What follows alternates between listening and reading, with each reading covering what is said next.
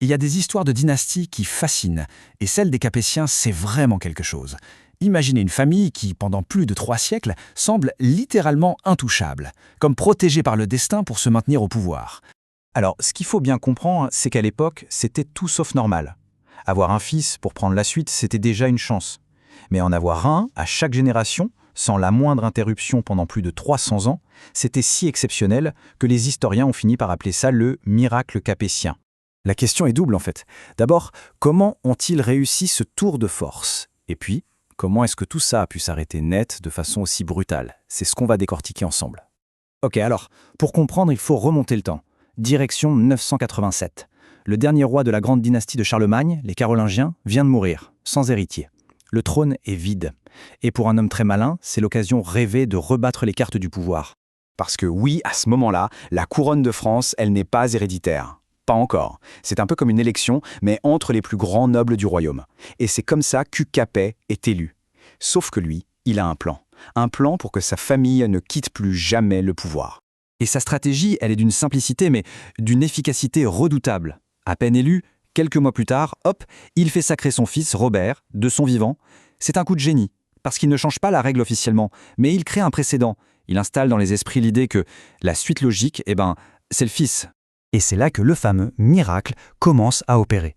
Pendant que chez les voisins, dans le Saint-Empire romain par exemple, les dynasties s'éteignent les unes après les autres et qu'on continue d'élire le souverain, en France, non. Les Capétiens ont toujours un fils pour prendre la relève. Et ce qui n'était qu'une habitude va devenir une règle de fer. Au début, il ne faut pas s'imaginer des rois tout-puissants. Pas du tout. Les premiers Capétiens sont plutôt faibles. Leur royaume, c'est à peine la région parisienne. Alors leur stratégie, c'est celle de la fourmi. Avancer doucement, patiemment, ne surtout pas se frotter aux grands-ducs et comtes qui sont bien plus riches et puissants qu'eux. Ils construisent leur pouvoir petit à petit, sans faire de vagues. Et cette patience, elle va finir par payer. Au bout de 2 siècles de ce travail de fond, la dynastie est prête à passer à la vitesse supérieure. C'est le début de son âge d'or, un âge d'or porté par 3 rois au règne incroyablement long et marquant. Regardez ça! Philippe Auguste, Saint-Louis, Philippe le Bel. Rien que 3 rois en plus de 130 ans. C'est une stabilité politique absolument inédite pour l'époque. Et cette stabilité va leur permettre de transformer radicalement leur royaume. Et chacun va apporter sa touche, sa pierre à l'édifice. Philippe Auguste, c'est le conquérant, il quadruple la taille du domaine royal. Saint-Louis, c'est le justicier, il donne à la monarchie un prestige moral et quasi divin. Et enfin, Philippe le Bel, c'est le modernisateur, l'administrateur, qui va créer un État centralisé. Le petit royaume des débuts est devenu la première puissance d'Europe. On est en 1314. Philippe le Bel vient de mourir. La monarchie française n'a jamais été aussi puissante, aussi respectée. L'avenir semble radieux, d'autant plus que le roi laisse derrière lui 3 fils pour lui succéder. La dynastie semble éternelle.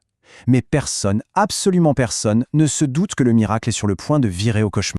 Et là, c'est la chute. Brutale, inexplicable. Le miracle qui a duré près de 350 ans va s'arrêter net. En à peine 14 ans, tout bascule. Les 3 fils de Philippe le Bel vont se succéder sur le trône et y mourir à une vitesse folle. C'est une véritable hécatombe. On parle parfois d'une malédiction. Le déroulé des faits est terrible. Louis X meurt, son fils nouveau-né ne survit que 5 jours, son frère Philippe V prend la couronne et meurt sans fils. Alors c'est au tour du dernier frère, Charles IV, qui meurt lui aussi sans fils. La ligne directe est anéantie. Et voilà le résultat. 1328. Pour la première fois depuis Hugues Capet, il n'y a plus aucun héritier mâle direct. 0. Le trône est vide.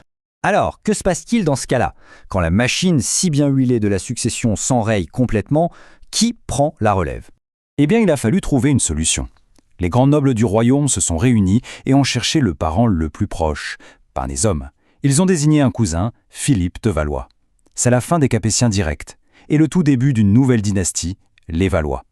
Une nouvelle page de l'histoire de France s'ouvre. Cette histoire, cette succession de drames, de rois qui meurent jeunes, de reines répudiées, c'est tellement incroyable que ça a inspiré l'une des plus grandes sagas historiques de la littérature française, Les Rois maudits, de Maurice Druon. Tout est là. Et au fond, toute cette histoire des Capétiens, c'est une formidable leçon sur l'histoire avec un grand H. Elle nous montre comment on peut bâtir quelque chose de solide sur des siècles de stratégie, de patience, de calcul, mais aussi comment tout peut être balayé en un instant par un coup du sort, par le hasard le plus total. Alors, qu'est-ce qui dirige vraiment le monde? les grands plans des hommes ou l'imprévisible.